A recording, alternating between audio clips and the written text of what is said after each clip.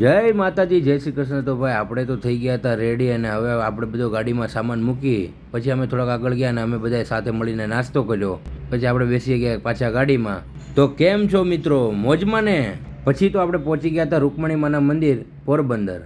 મંદિરની અંદર જઈ દર્શન કરી પછી આપણે ત્યારબાદ થોડા ફોટા પાડ્યા.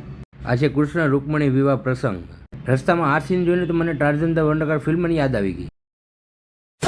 પછી તો આપણે આવી ગયા હતા માધવપુર બીચ. આમ તમે જોવો તો ખરા, ચારે બાજુ ઊંટ અને ઊંટ જ છે હો ભાઈ. પછી તો મમ્મીને ભાભીને ઊંટની સવારી કરવી હતી એટલે અમે આવી ગયા ઊંટ પાસે. અને પછી મમ્મી અને ભાભી ઊંટ ઉપર બેસી ગયા હો ભાઈ. પછી એ લોકોને મોજે મોજ પડી ગઈ ભાઈ. હું આ રેતી પર ચાલવા લાગ્યો તો મારા પગે ખૂંચવા લાગ્યા. એ ભાઈ, તમે અમારી રાજકુમારીનો વિડીયો લીધો, મારો વિડીયો તો લ્યો ભાઈ, મારો હું વાગશે. ગરમી બહુ થાય છે હો ભાઈ, નાવું પડે એમ છે હો ભાઈ. પછી તો મને ભાડીને ખપ ખપ દોડવા જ માંડ્યો હો ભાઈ. ટ્રેન જાતી હતી એટલે થોડી વાર રેલવે ક્રોસિંગ પાસે ઊભા રહ્યા. ભૂખ લાગી હતી પછી અમે હોટલમાં જમી લીધું. પછી ત્યાંથી નીકળીને અમે થોડા આગળ આવ્યા તો વચ્ચે સીએનજી પંપ આવતું હતું એટલે અમે સીએનજી પૂરી લીધું. અને પછી આપણે આવી ગયા હતા સુદામાપુરી મંદિર દર્શન કરવા માટે. પછી બધાએ ત્યાં દર્શન કર્યા. જે કોઈ પણ આમાં ચાલે છે તેને 84 લાખ યોનિઓમાંથી મુક્તિ મળે છે એવું માનવામાં આવે છે. આના ઉપર કોણ કોણ ચાલ્યું છે કોમેન્ટ કરીને જણાવજો. ભાઈ કૃતાર્થને કબૂતર દેખાડવા ઊભા ત્યાં તો જોયું તો એક નાનું બાળક ખૂબ જ સરસ મજાનું કાર્ય કરી રહ્યો હતો.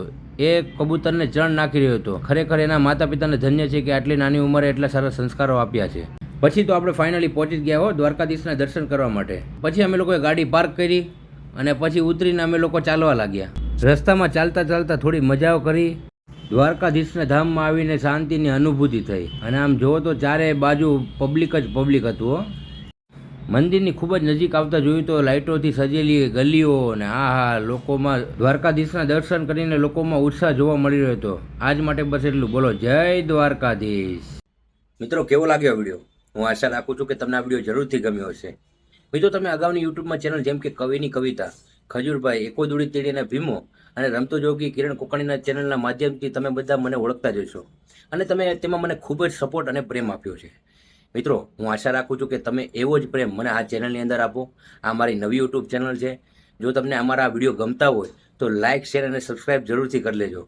મિત્રો તમારા માટે અમે અવનવું લાવતા રહીશું. બસ વિડીયો જોતા રહેજો, સપોર્ટ કરજો. જય માતાજી, જય શ્રી કૃષ્ણ.